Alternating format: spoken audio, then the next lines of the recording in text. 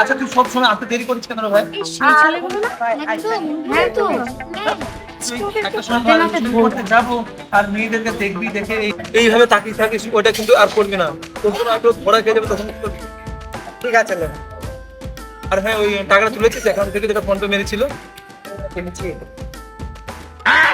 ভাই ওইভাবে যদি দুটো পাই ভাই মাসে, কিছু করতে হবে না। কি দরকার ভাই রোদের মধ্যে ঘাম করে গায়ে, মানে শরীরে ঘাম পায়ে ফেলতে? 50-50 তুই ভাই। কোনো চাপ নাই ভাই, তুই একটা জিনিস মাথায় রাখবি, তুই যেন ওইভাবে থেমে যাবি।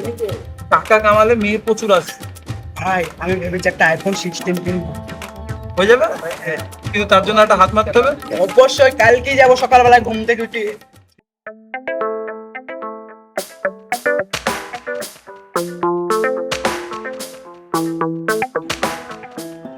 দেখ দেখ দেখ দেখ, মেয়েগুলো থেকে তাকাচ্ছে, দেখ কেমন ভাবে।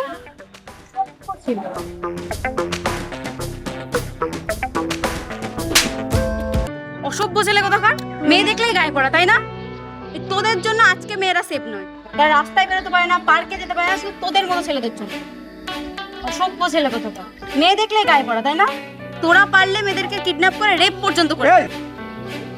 আমাকে দেখে তো রেপিস্ট মনে হচ্ছে।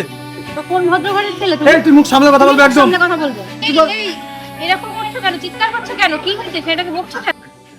কেন তুমি জানো না? তোমার পেছনে তো এখনই মারবো, দেখতে পাই না? আমার পেছনে না তো। ও মারলাম ওর পেছনে, আর চলছে তোর পেছন। এই এই চুপ কর, তুই একদম ভালো। ছেলেটার কথা বকছো কেন?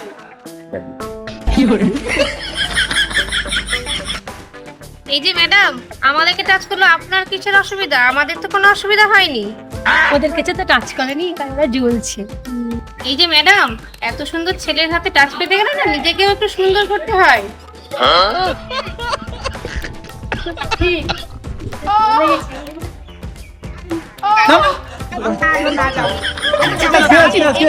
তোমার কোন ডাকছি চল না একবার ফিরে আসি।